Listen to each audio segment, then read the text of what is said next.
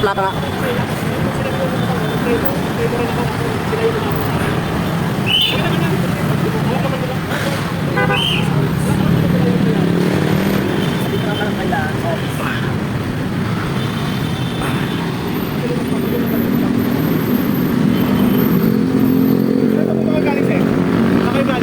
Sa soldiers doon. Saan po? Di sa nyog? Palabas ko dito. Laptop mo kasi. Eh, hindi ko sila alam. Nasignal ito, no, na. Hindi ganyan lang. Ay, hindi. Nakapagpilo ko sa sila sa atin.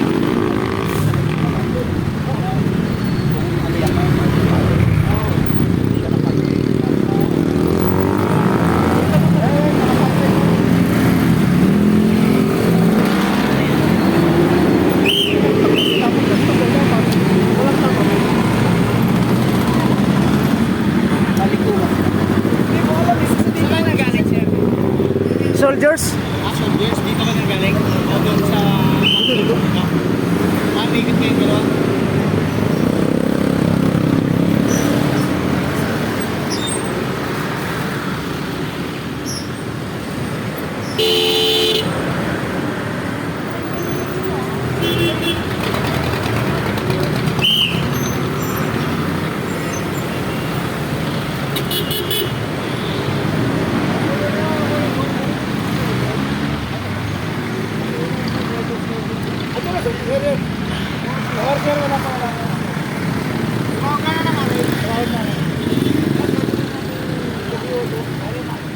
Share, lisensya.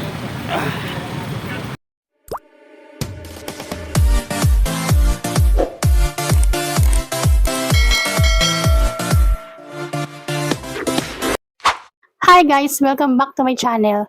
And ang tagal kong hindi nag-vlog. Kasi nga na-busy ako sa dami ng nangyari. Wala tayong ganap ngayon, kaya magkukwentuhan lang tayo. So ngayon na nga guys, kaya hindi ako nakapag-upload dito sa YouTube dahil na-busy ako sa pag-TikTok affiliate ko. And so far, kumikita naman ako doon pero hindi pa siya ganoon kalaki kasi pahinto-hinto ako, hindi ako consistent na nag-upload doon. So, ayun na nga, sa dami nang nangyari, hindi na ako nakakapag-upload. Tapos, kakwentuhan ko kayo sa mga nangyari sa amin ngayong pagpasok ng New Year, after ng New Year. Last February 12, na-aksidente pa yung mag-ama ko, si Ate Chin at saka yung asawa ko, na-aksidente pa sila habang hinahatid niya doon sa papasok sa school no February 12. Tapos, ayun, yung anak ko, ngayon lang ulit nakakabalik sa paglalakad dahil sobrang yung tinamo ng mga sugat niya sa paa. But thank God dahil hindi siya nauntog, napaupo lang siya tapos yung paa lang niya yung napuruhan kaya mag-iisang buwan siyang hindi nakapaglakad. Tapos namagapa, ang daming sugat. Papakita ko dito, mag-i-insert ako ng picture ng mga sugat nila.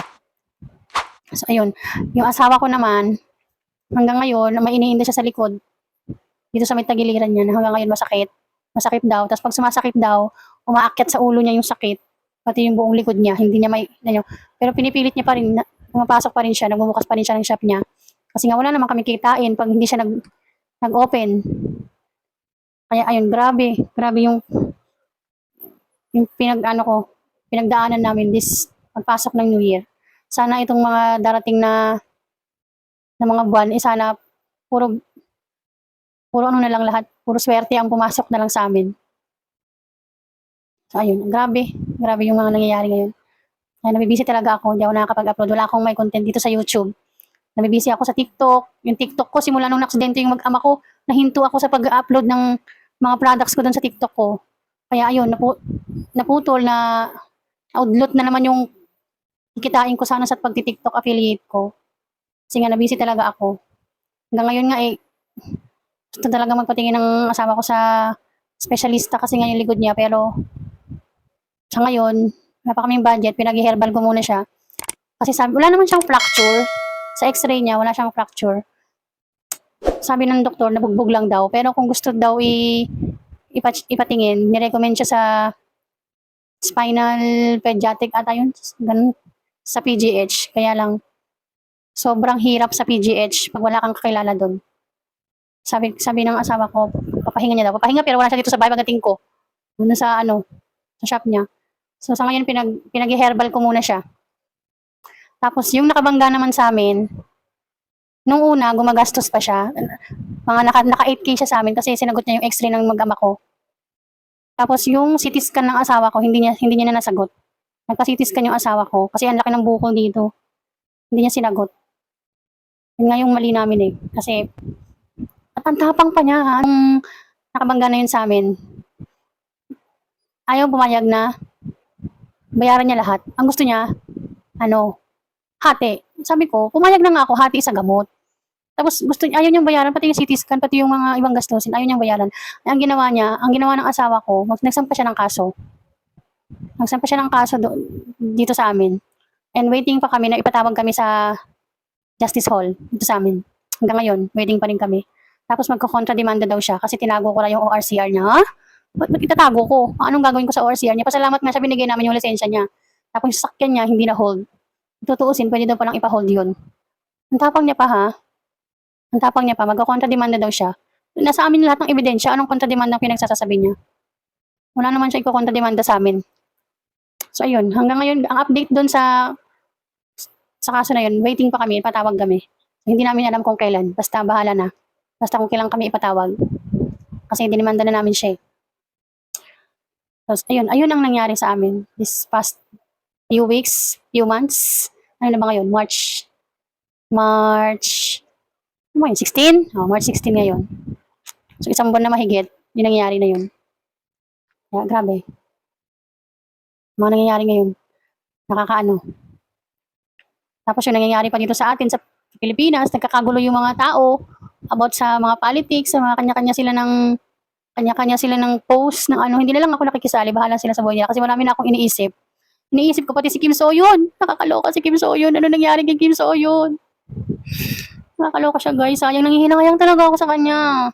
Sobra kada bukas ko ng K-drama account ko, mga Korean account ko, kada bukas ko, siya yung laman talaga sa newsfeed ko. So, nanghihinayang lang ako sa kanya kasi highest paid actor siya. Tapos, yun na nangyari sa kanya.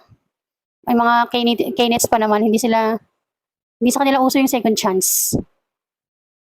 Kaya, malay mo, doon siya sa Pilipinas. Tapos, pag-alagala na siya sa BGC. Tapos, member na siya ng artist, GMA Sparkle. Parang hindi ka tanggap-tanggap kasi highest paid actor siya, mga mima ko. Diba? Nagkakagulong talaga yun sa internet. Bukod sa mga politics, pati yung kay Kim So-yun hanggang ngayon hindi pa rin tapos. Nakakapanghinayang siya kasi lahat, ang dami nang nag-back out na mga endorsement niya. Pati yung knock-off niya na kay drama, mukhang tagilid na rin.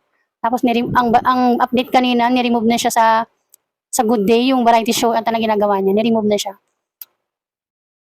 Ang opinion ko doon sa akin, may mali din siya kasi kung totoo nga na-dinate niya ng minor pa si Kim Seiron.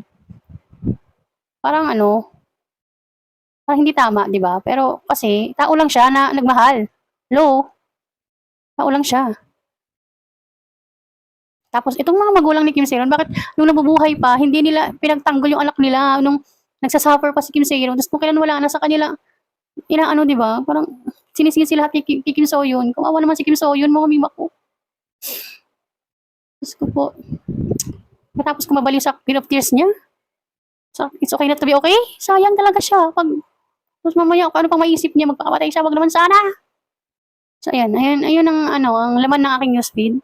Tapos, ito pa yung isang ginayumang araw. Ayun Kaya nakaka-stress magbasa. Halo na lang talaga. Yung ginayuma daw ng bride, halo-halo na lang talaga yung nababasa ko sa internet. Kaya, minsan hindi lang ako nag-Facebook. Sa TikTok na lang ako. So, ayun lang ang update sa amin, guys. Sana mga darating sa mga darating pang months, sana puro blessing na lang yung dumating sa amin kasi wala. Puro kamalasan na lang.